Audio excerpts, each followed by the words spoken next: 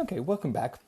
And so in this video, I want to go through some problems in working with this colligative properties. So the first problem here, I'm just not going to go through it. I'm just going to show you, I'm going to reference you to come to see this one if you want an example. So what this is an example of Rhodes' law that we did the previous problem on, but if you have a volatile solute. So in this case, both the solvent and the solute are volatile, and so they both have vapor pressures.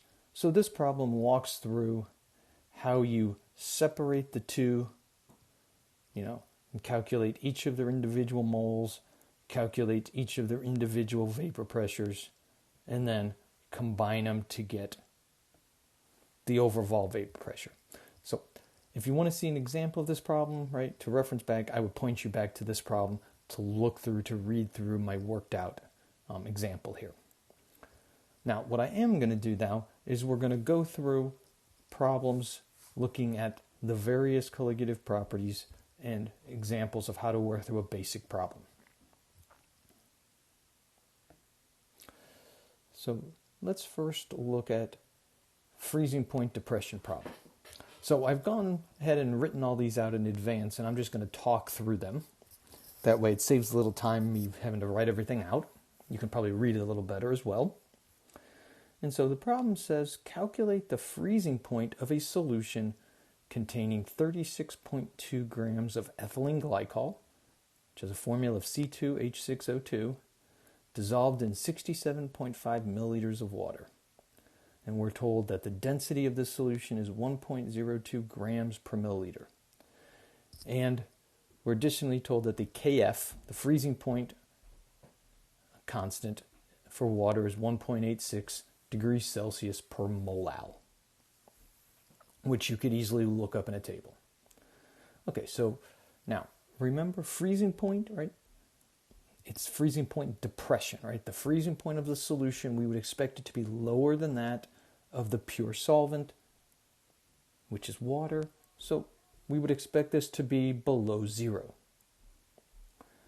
Now, if we reference our equation, right, our freezing point depression equation, the change in freezing point equals the freezing point depression constant, Kf, times the molality. Remember, molality is moles of solute, so in this case moles of ethylene glycol, per kilograms of solvent or water.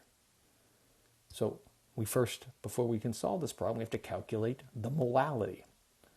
So how do we calculate the moles of solute? Well, what are we given? We're given the grams of solute. So we can simply take our grams divided by our molar mass, and we get our moles of solute, our kilograms of solvent. Well, we're told that we have 67.5 milliliters of water and a density of 1.02. So 67.5 milliliters times 1.02 grams per milliliter would give me the number of grams. Now, I need kilograms, so I'm just going to go ahead and convert 1 kilogram per every 1,000 grams. So I get 0.06885 kilograms of water. So calculate my molality, put my moles, divide it by my kilograms of water. I get 8.47 molal as my concentration. So plug this into my equation here. My Kf, 1.86 degrees Celsius per molal, times 8.47 molal. My molals cancel. And I get a change in freezing point, 15.76 degrees. Okay, so this is where sometimes we make a really simple mistake. And that is, what does the problem ask for? Well, it asks for the freezing point of the solution. Well, I have not calculated the freezing point of the solution here. What I have calculated is the change in the freezing point. So it changes by 15.76 degrees Celsius. So this is where we have to bring in what the actual freezing point is of the pure, right? So the freezing point of the solution is going to equal the freezing point of the pure solvent minus the change in temperature, right? Because it's going to go down. So we're going to start at the pure and we're going to drop down by whatever our change is. So pure water freezes at 0. We're going to go down by 15.76 degrees. So we end up with a new freezing point of minus 15.76 degrees Celsius. So this particular solution freeze at minus 15.76 degrees Celsius instead of 0. Now, by the way, ethylene glycol, that some of you I'm sure are familiar, was commonly something that was used in antifreezes. Okay, what about boiling point? Now, this problem asks you to calculate the freezing point, but I can take the same information and calculate the new boiling point. So let's do that.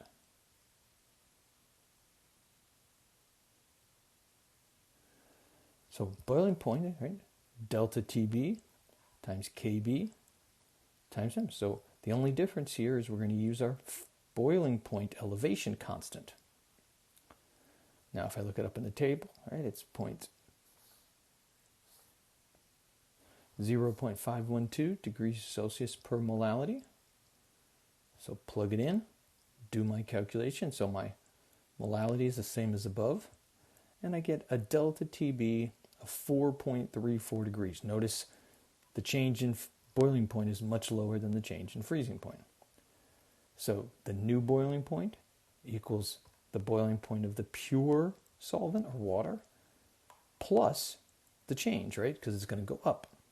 So it starts out at 100 degrees and goes up by 4.34. And so, oops, I lost my number here. So let's say it should be 4.34 here. And so my new boiling point should be 104.3 degrees Celsius, or approximately 104 degrees Celsius. So this solution would boil at 104 instead of 100. Again, it's that ethylene glycol is going to give you some protection against overboiling, right? So when it gets hot, as well as protection when it gets cold. Now, you notice we didn't have a Van Hoff factor in this equation because the Van Hoff factor is 1, right? Because this is a molecular compound. So we could put the Van Hoff factor in as a multiplier, right? But it would be equal to 1. And so most times when it's a molecular compound, we just ignore it.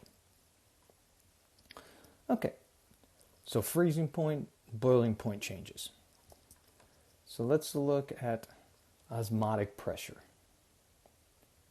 So here we have calculate the osmotic pressure in atmospheres of a solution containing 4.50 grams of C6H12O6, which is a sugar, right, in 50 milliliters of solution.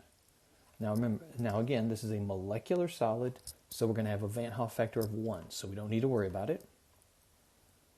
So our equation here, osmotic pressure equals MRT, or molarity, times R times the temperature. So remember molarity, right? We need to know our moles of solute, our liters of solution.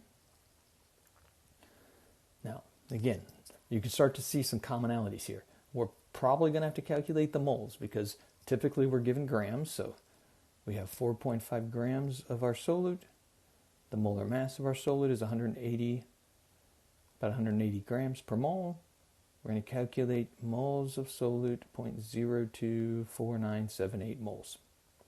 Now, yes, I'm retaining extra significant figures here because I'm not going to round until the end. So I got my moles. Now, I'm told that I have 50 milliliters, so I'm already given the volume of solution. I just need to convert it to liters. So 50 milliliters equals 0.05 liters. So moles per liter, 0.4995 moles per liter. And again, yes, I'm keeping an extra digit. I should probably be at 3 significant figures, but I'm going to keep an extra one until I do my final osmotic pressure calculation. So I'm going to plug in my molality. I have my R, my constant. Temperature, notice it's in Kelvin, right? So 25 degrees Celsius equals 298 Kelvin. So do my math. Kelvin cancels out. Molarity, right? Moles per liter. So that cancels out. Moles per liter. And we end up with pressure in atmospheres. And it ends up 12.2 atmospheres of osmotic pressure. Okay? So pretty straightforward.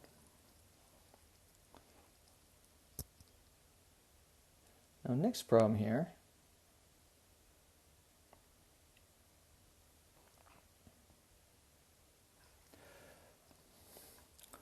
So here, I'm going to go back and do a vapor pressure problem. But I'm going to do it with an ionic compound. So here, what we want to look at is the effect of having an ionic material instead of a molecular material, and having to take into account the Van Hoff factor. So I'm going to show it for vapor pressure because that's the most complicated one.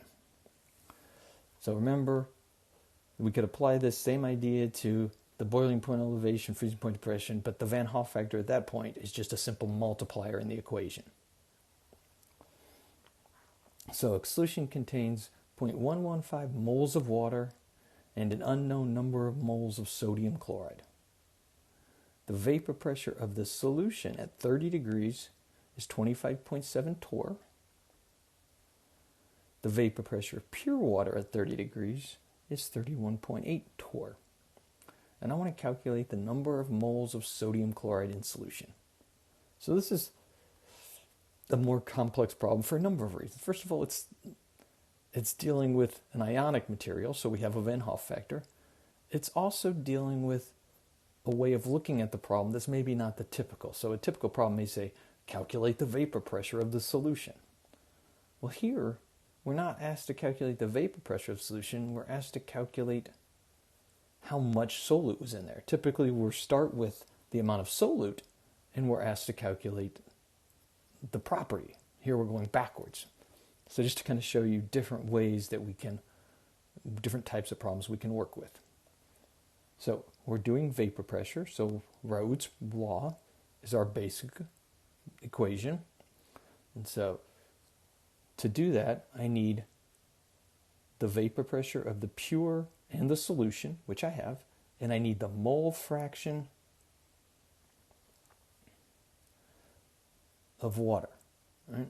In this case, if I want to do the vapor pressure of the water. Now, so if I know it's 25.7 torr is what it is for the solution, 31.8 torr it is for the pure.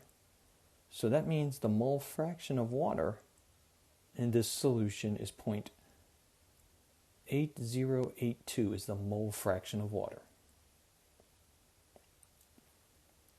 Okay. Now, this is where we have to start really thinking about the definition. So I can use Raoult's law to calculate the mole fraction of water. So let's step back here. What do I want to calculate?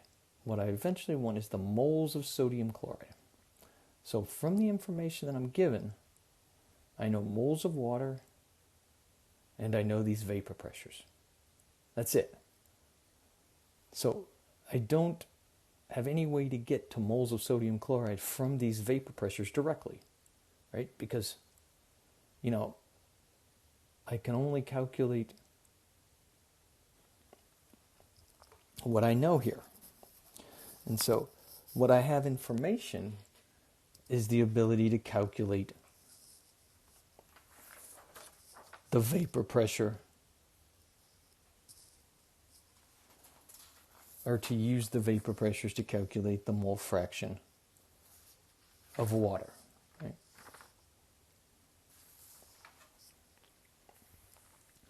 So I can do that.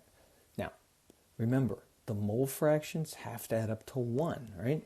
So in this case, the mole fraction of water plus the mole fraction of sodium chloride have to add up to 1, right? That's it. So if I know this one, I can figure out the mole fraction of sodium chloride, right? So it has to equal 1 minus 0.8082, or the mole fraction of sodium chloride equals 0.1918. So there's a start. So I know what the mole fraction is here. Now, remember, what's the definition of mole fraction? Well, it's moles of the part over moles of the whole. So what do I know? Well, I know the moles of water, but I don't know the moles of sodium chloride. So if I start with the mole fraction of water, which I know that has to equal the moles of water over the moles of water plus the moles of sodium chloride.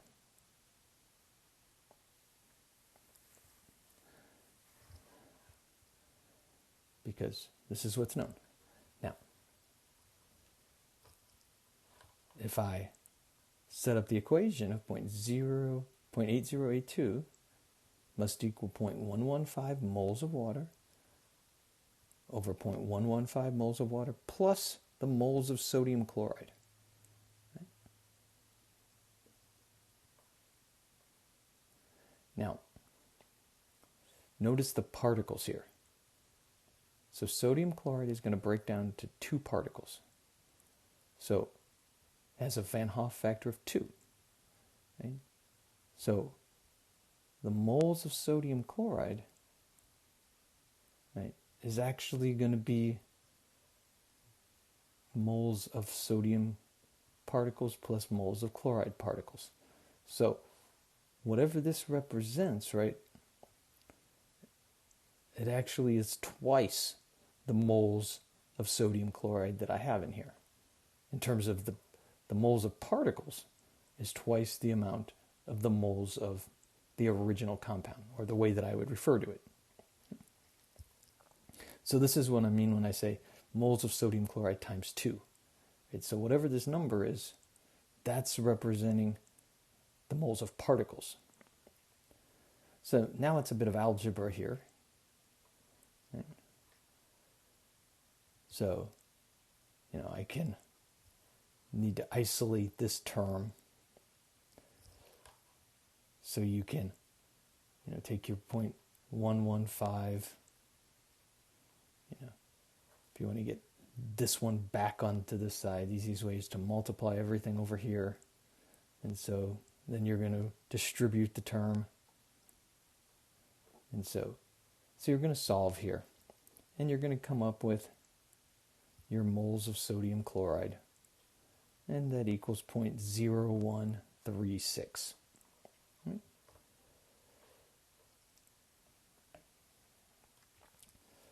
Now, this might be a little bit more complex than sort of your average problem, but what I want to get across is how we need to sort of work our way through these problems now. And we need to understand what things actually represent. Right? And understanding that, when I say moles of sodium chloride, what that actually is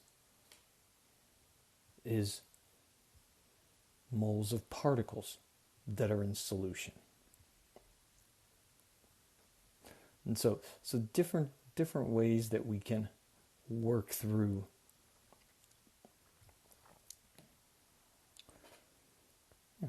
So again, this problem is I think maybe it can be a little bit confusing here. So let me just, if you go back and solve this math here. So all I've essentially done is taken this whole thing, multiplied over here, and then divided both sides by this term. So essentially swapping places. So you end up with 0.115 divided by 0.8082. And then I've separated these terms by subtracting the 0.115 from both sides. So you're going to isolate the 2 times sodium chloride equals this. So you do this and you end up with 0.02729. Now what does this represent? Well, this represents the moles of particles. And so if this were a molecular compound, this would be the moles that you dissolved, right? Because you get 1 particle for every, you can get 1 mole of particles for every mole of material dissolved. But for an ionic compound, this actually equals the number of particles that are in solution. But that's not equal to the number of moles of that compound that you dissolved, right? Because that compound breaks into multiple particles. So it actually equals the moles of what you dissolved times the Van Hoff factor, times the number of particles it broke into. And so this equals the actual moles of compound that you dissolved times, in this case, 2. So if I want to get to the moles of or the moles that actually dissolved, that I measured out, I'm simply going to take this, divide it by what the Van Hoff factor is. So you take this, divide it by 2, and you get the 0.0136. And this is how many moles of sodium chloride I weighed out on the balance, right? You know, as a mass to mix to make up this solution. So this is the moles of sodium chloride here that we're looking for. So because it's an ionic compound, we have to take in the Van Hoff factor because it's built in to the moles of solute, right? It's the moles of solute particles are what's down here. All right, so that wraps up these problems, and this wraps up a segment on colligative properties for this chapter.